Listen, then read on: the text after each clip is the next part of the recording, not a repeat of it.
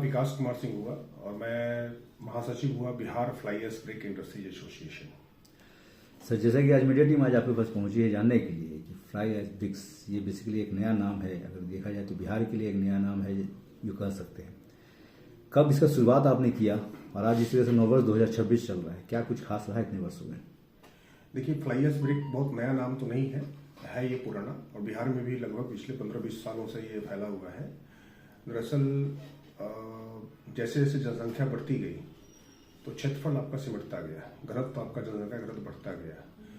और हम सबको जानते हैं कि भारत जो है कृषि प्रधान देश है, बिहार कृषि प्रधान राज्य है, और यहाँ की बिहार की लगभग 75% जो पॉपुलेशन है वो एग्रीकल्चर पे डिपेंडेंट है। एग्रीकल्चर के लिए ज़मीन की जरूरत पड़ती है।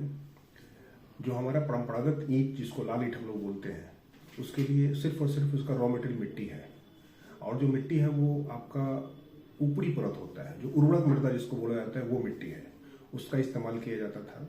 उसके अलावा जनसंख्या बढ़ने के साथ साथ प्रदूषण भी एक बहुत बड़ी समस्या थी, तो लाल ईंट से प्रदूषण फैलता था। तो ये भारत सरकार का ही एक नोटिफिकेशन है, अधिसूचना है, जिसके अंतर्गत वो लोग ये विचार करके आए। जिनेवा संधि हुई थी, जिनेवा संधि में ही ये निष्कर्ष लिया गया कि पूरे विश्व में लाल ईंट को धीरे धीरे बंद करके उसको फ्लाई एश ईंट में परिवर्तित करना है। तो 1999 से भारत सरकार नई नई नोटिफिकेशंस लेके आ रही है, और इसके डेवलपमेंट के लिए, इसके इंक्रीमेंट के लिए काम कर रही है। और आज के दिनों में ये किसी भी तरह के निर्माण कार्य में, चाहे सरकारी हो या गैर सरकारी या निजी भवन है, थर्मल पावर प्लांट के 300 किलोमीटर रेडियस में इस्तेमाल करना अनिवार्य बनाया गया है। लाल ईंट को बंद करने का कारण सर? वही बताया, लाल ईंट बंद करने के प्रमुख कारण है मृदा संरक्षण, ठीक है, और वायुमंडल का प्रदूषण। दूसरा जबकि ये लाल ईंट जो है वो पहले से चलते आ रही है। अगर पुराने घर के मकान को देखते जाए तो उस समय से ये चलते आ रही है लाल ईंट, लेकिन फिर भी इसको बंद करने का जो पहल किया गया, क्या कुछ खास कारण रहा है सर? निस्संदेह हमारे पास एक समय हमारे पास सिर्फ एक ऑप्शन था कि हम मिट्टी से ईंट बनाते थे। धीरे धीरे करके वो परिवर्तित हुआ, ट्रेंड्स चेंज होते हैं, कॉन्सेप्ट चेंज होते रहता है। पहले मिट्टी का ईंट बनता था, अब हम लोग फ्लाई एश ईंट का बनाते हैं, और जो ईंट में गुण होना चाहिए वो सारे फ्लाई एश में अवेलेबल है। तो है, अब सही बात है कि जब हड़प्पा संस्कृति की खुदाई हुई थी तो ईंट का कलर लाल निकला था, लेकिन ऐसा नहीं है कि फ्लाई एश ईंट जो है वो कोई नई पद्धति है। हम लोग जानते हैं कि पूर्व काल में लोग चूना और सुर्खी इस्तेमाल करके ढाला करते थे, उसका मकान बनाया करते, दीवार बनाया करते थे। ये चूना और सुर्खी का ही एक एडवांस वर्जन आप मान लीजिए फ्लाई एश। ये एक राख है, फ्लाई एश है, एनटीपीसी जो राख उत्पन्न करती है, एक वो भी पॉल्यूटेंट एक प्रोडक्ट है, उसको हम लोग अपसाइकल करके फ्लाई एश में परिवर्तित कर देते हैं। तो वो चूना सुर्खी का ही एक एडवांस वर्जन है।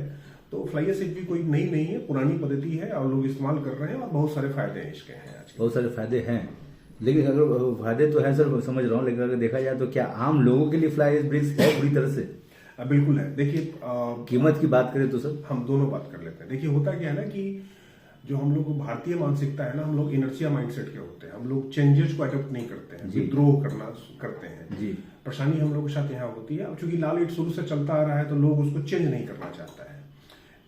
ये सही बात है, होना भी चाहिए, क्योंकि कोई भी आदमी मकान बनाता है तो जीवन में एक बार या 2 बार मकान बनाता है, मकान बनाने में खर्च होता है, तो एक्सपेरिमेंट क्यों करेगा? हाँ, मेरा कंसर्न सिर्फ ये है कि ईंट के स्ट्रेंथ का एक मानक होता है। आप ईंट जो लगाते हैं, आज के दिनों में जो पिलर बेस्ड मकान हो गया है, उसमें ईंट का काम एक सिर्फ पर्दा का होता है, और उसमें एक सरकार ने एक स्ट्रेंथ मानक तय किया हुआ है कि आपको 100 किलोग्राम पर स्क्वायर सेंटीमीटर का स्ट्रेंथ आपको देना है। मतलब 10 न्यूटन जिसको बोलते हैं, वो कंप्रेसिव पे आपका जो है सो उतना प्रेशर सहने की क्षमता होनी चाहिए उसके अंदर। और जो फ्लाई एश ईंट का जो मिनिमम प्रेशर है वो आपको 125, 130, 135 लोग यहाँ 150 बना देते हैं। तो वो मानक तो तय किया हुआ है फ्लाई एश ईंट, तो गुणवत्ता में तो पास कर गया, वो लाल ईंट से ऊपर है। दूसरा, इसके बहुत सारे फायदे होते हैं। आज के दिनों में गरीब भी घर बनाना चाहता है, पक्का मकान। पहले लोग झोपड़ी का मकान बनाता था, आज लोग सबको पक्का मकान चाहिए, तो पक्का मकान बनाने के सस्ते मकान। तो अब फ्लाई एश ईंट जो है आपके मसाला का बचत करता है 50%, क्योंकि यूनिफॉर्म शेप साइज का होता है, एक बराबर शेप साइज, उसकी लंबाई चौड़ाई मोटाई सब एक बराबर होती है। तो जो मसाला इस्तेमाल होता है वो व्यवहारिक रूप से क्या होता है कि लाल ईंट के बनिस्बत 50% कमी हो जाती है उसमें।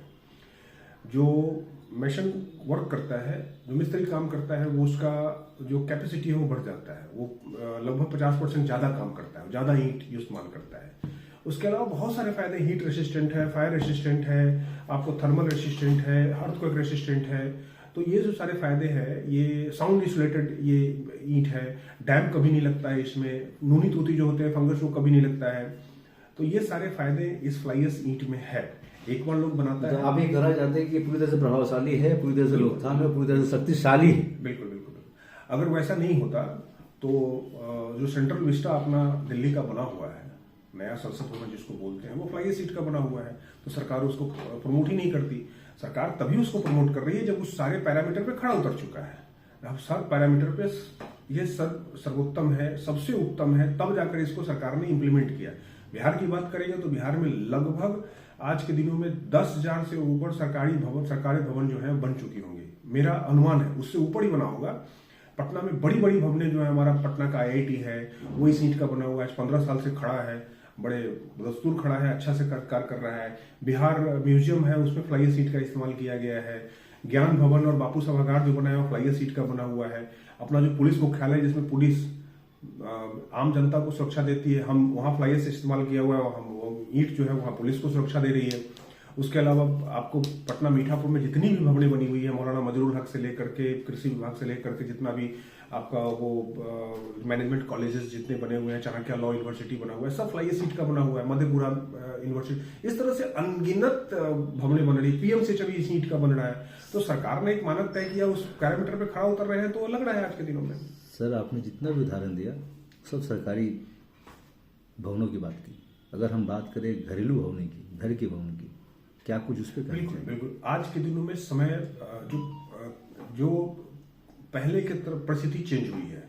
पहले स्वाभाविक बात है कि लोग इसको लगाने में थोड़ा हिचकते रहे होंगे, लेकिन धीरे धीरे लगते देख करके लोग लगा रहे हैं। और मेरे पास ऐसे इतने अनगिनत उदाहरण हैं कि जो लोग एक बार इसको लगा लिए हैं वो खुद ही नहीं लगा रहे हैं, लेकिन लोगों को रिकमेंड कर रहे हैं। मेरे पास ऐसा 500 ऐसा उदाहरण है जो लोगों को रिकमेंड करके लगा रहा है। थोड़ा सा स्वाभाविक बात है, इनर्शिया माइंडसेट जो मैंने बोला उसमें है, चेंजेस को थोड़ा विद्रोह करना है, चेंज नहीं अडोप्ट करना है, ये है। अभी बाजार में भी उपलब्धता है, हम लोग इसको धीरे धीरे करके पाट रहे हैं। आज हमारी संख्या भी बिहार के अंदर इतनी ज्यादा हो गई है कि हम लोग बहुत सारे रिक्वायरमेंट को फुलफिल कर रहे हैं। देखिए, पूरे ईंट की रिक्वायरमेंट को फुलफिल करने के लिए हमको 3,000 से 3,500 प्लांट खोलना है। 1200 से 1500 के प्लांट के आसपास हमारा खुला हुआ है। 40-45% हम अचीव कर चुके हैं। लोग खरीद रहे हैं तभी तो हम प्लांट लोग लगा रहे हैं ना। मतलब आप ये कहना चाहते हैं कि सरकारी भवनों के साथ साथ घरेलू भवन भी फ्लाई ब्रेक के हिसाब से ही बन रही है? बिल्कुल बिल्कुल बिल्कुल। बहुत सारे भवन आप अगर अभी जाएंगे पटना शहरों में तो बहुत सारा निजी भवन देखेंगे कि फ्लाई एश ईंट का बना हुआ है और लोग बखूबी इस्तेमाल कर रहे हैं इसको। बिल्डर, आप एक बिल्डर जो होता है उसका एक निजी, जब तक वो प्रोजेक्ट वर्क है वो निजी प्रॉपर्टी क्यों लगा रहा है? फ्लाई एश ईंट लगा रहा है, हर जगह फ्लाई एश ईंट लग रहा है आज के दिनों में। पटना में इतने बिल्डर हैं, सारे बिल्डिंग में फ्लाई एश ईंट लग रहा है आज के दिनों में। अगर सीमेंट की बात करें तो सर इसमें कुछ स्पेशल सीमेंट भी लगती होगी? नहीं, कोई स्पेशल सीमेंट नहीं है, नॉर्मल सारा कुछ वही होता है। हम सिर्फ एक बस आप समझ जाइए कि एक लाल ईंटा है, एक फ्लाई एश ईंट है, दोनों का कलर अलग है, प्रोसेस लगाने का, कार्य करने का सेम है। वारंटी की बात करें तो सर क्या कुछ रहेगा? देखिए, ईंट एक ऐसा चीज है कि दीवार में लग जाने के बाद उसका हम लोग लाइफ देखते हैं, और सरकार भी बोलती है 99 साल। कभी लीज होता है या मकान का लीज होता है 99 साल।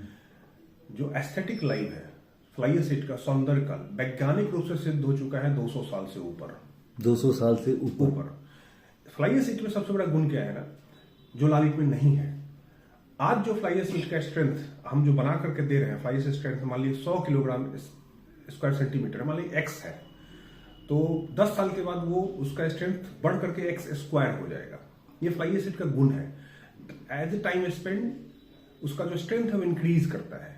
लाल ईंट में क्या होता है कि आप आज उसका स्ट्रेंथ मान लिया जाए कि 100 किलोग्राम पर स्क्वायर सेंटीमीटर है, हम लगा रहे हैं तो, लेकिन 5 साल के बाद वो स्ट्रेंथ उसका घट करके 60-65 पे आ जाएगा, क्योंकि उसमें डैम्प लगता है, उसमें फंगस लगता है, उसको नूनी टूटी खाते रहता है। तो ये सब जो कारण है, उस कारण उसका स्ट्रेंथ घटता है, हमारा स्ट्रेंथ बढ़ता है, तो हमारा जो एस्थेटिक लाइफ है वो ऑटोमेटिकली बढ़ जाता है। भूकंप के दौरान क्या कुछ कहना चाहिए? बिल्कुल।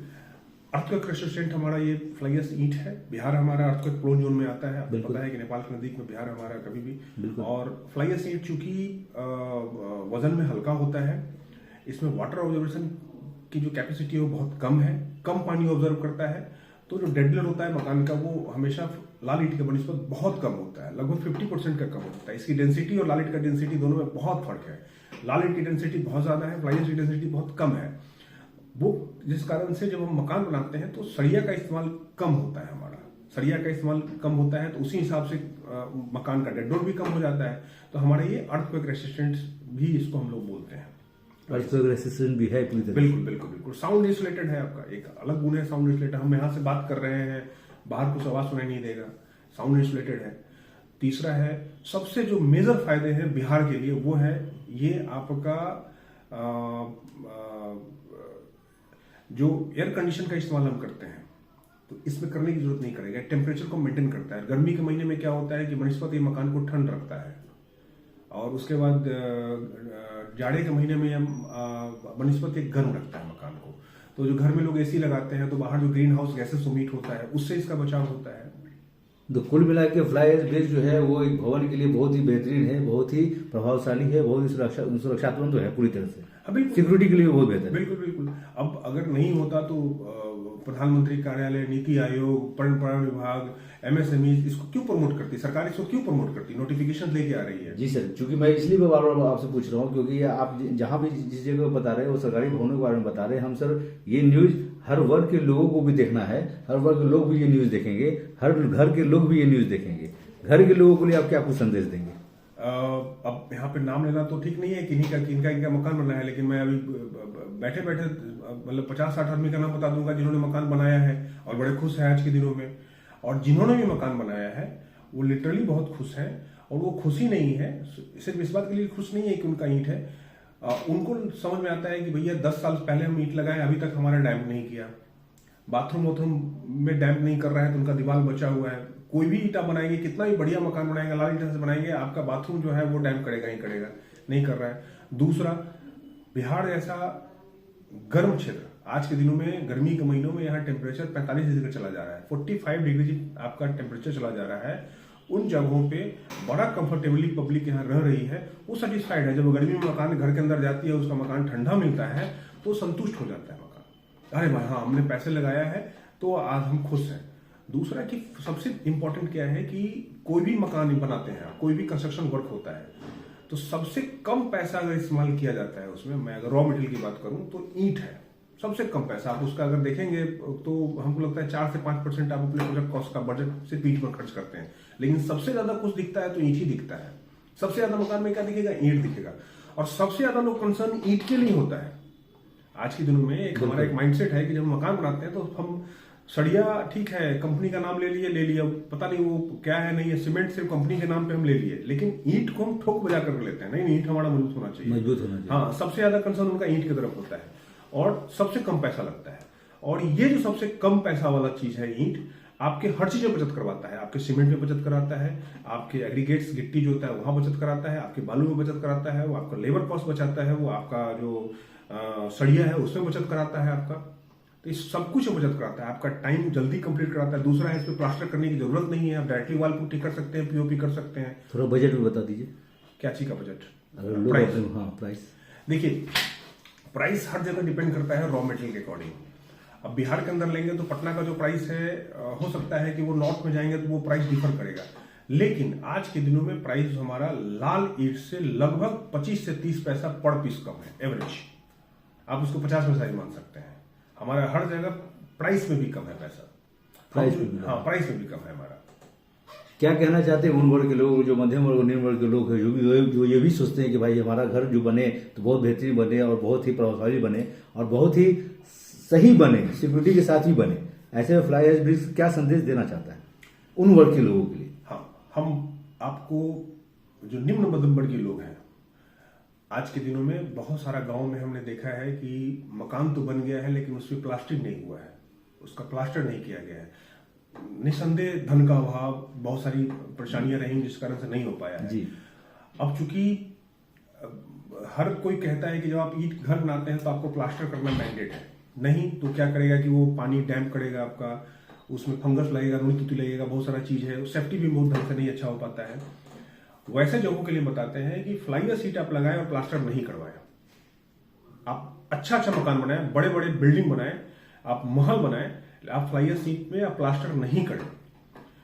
आप ये एक ब्रेकिंग न्यूज है कि फ्लाई एश ब्रिक्स घर पे लगाए और प्लास्टर ना करें, तब भी आपका मकान जो है, तब भी आपका मकान सुंदर लगेगा। आप होता क्या है कि फ्लाई एश शीट में एक यूनिफॉर्म शेप साइज है इसका, चाहे वो तीनों सीजन हो, जाड़ा हो, गर्मी हो, बरसात हाँ, हो, अगर घर में पानी भी पड़े तभी फ्लाई एश ब्रिक्स पूरी तरह से सिक्योरिटी देगी घर को, सिक्योरिटी देगी। हाँ, ठंड के समय में पूरी तरह से सिक्योरिटी देगी और गर्मी के टाइम में पूरी तरह से मजबूती इतनी ज्यादा हो जाती है ना, जैसे कि आज आप ईंट बनाए 10 साल के बाद इतनी मजबूती होती है कि मैं कुछ बिल्डर का नाम बता सकता हूं कि उनका दीवार कट नहीं पा रहा था, ड्रिल नहीं कर पा रहे थे, वो इतनी मजबूत ईंट हो जाती है वो। हम एक बता रहे हैं उसके लिए कि चूंकि एक शेप साइज का होता है तो दोनों तरफ, मतलब अंदर का बाहर का तरफ एक बराबर पैरेलल समतल वो दीवार ऑटोमेटिकली हो जाता है। तो हमारा कंसर्न है वैसे लोगों के लिए कुछ नहीं करना है, आपको दो ईंट के बीच में जो गैप होता है ना, जैन जिसको बोलते हैं, जैन को बना दीजिए, ठीक है ना, बना करके और सीमेंटेड कलर से आप पेंट कर दीजिए उसको, और जैन को लाल से पीला से अपने हिसाब से अपने से कर दीजिए, ऊपर बाहर भीतर कर दीजिए, आपका मकान इतना बढ़िया खूबसूरत होगा। हम तो आप एक यूनिवर्सिटी की बात करेंगे जो इसी टेक्नोलॉजी पे काम किया है, और यूनिवर्सिटी इतनी खूबसूरत यूनिवर्सिटी है, लगभग 100 एकड़ में फैला हुआ यूनिवर्सिटी है, और फ्लाई एश शीट इस्तेमाल करके प्लास्टर कराया ही नहीं उसने, सीमेंटेड कलर से ही पेंट कर दिया ईंट को, और बीच का जो जैन है उसको किसी कलर से वो करके इतना खूबसूरत वो पूरी बिल्डिंग लग रही है, मजबूत आपका है, न कभी झड़ेगा, न कभी गलेगा, न कभी पानी का उस पर असर है। लाल ईंट में तो पानी का भी असर, पानी भी खराब करता है उसको। कहाँ मिलेगा ये फ्लाई एश ब्रिक्स? पटना के अंदर आज के दिनों में लमसम 150 से ऊपर प्लांट खुला हुआ है, और पूरे बिहार के अंदर 1200 से 1500 प्लांट खुला हुआ है, हर जगह अवेलेबल है। गूगल पे आप सर्च करेंगे तो सीधा नाम आ जाएगा किनका किनका प्लांट है। आप पटना चले जाएं इस साइड, पश्चिमी साइड, तो पश्चिमी साइड में लगभग 50-60 प्लांट है, हब है वहाँ, नौबतपुर, विक्रम, महशपुरा, ये जो एरिया है, क्षेत्र है, चले जाएंगे आप, एम्स से ही निकलेंगे सीधा, एम्स से विक्रम की तरफ, तो आपको लमसम 50 प्लांट रोड साइड में, बड़ी बड़ी यूनिट्स, मतलब जिसकी प्रोडक्शन कैपेसिटी 1 लाख ईटा पर डे की है, वैसी वैसी, और हाई टेक्नोलॉजी मशीन्स लगी हुई है वहाँ पे। एक कॉन्टेक्ट नंबर, एक एड्रेस दे दिया जाए जहां से आपसे बात किया जा सके, आपसे मिल सके, लोग आपसे अपॉइंटमेंट ले सके। देखिए, मेरा नंबर एसोसिएशन से संपर्क करने के लिए, ऐसे तो बहुत यूनिट्स हैं, मिल जाएंगे, अगर हमसे संपर्क करना हो तो मेरा नंबर है 7992276760। ये मेरा निजी नंबर है, हमारा ये कार्यालय है। किन्हीं को ये कुछ असमंजस हो इसको ईंट लगाने में, या कोई भी जानकारी लेना हो तकनीकी रूप से, तो हम लोग बिल्कुल उपलब्ध हैं। आप पूरे बिहार के कोने कोने से लोगों को बता रहे हैं, कहीं से भी ले लें, और अपने पास के अच्छे गुणवत्तापूर्ण फ्लाई एश शीट का इस्तेमाल करें। हम आश्वासन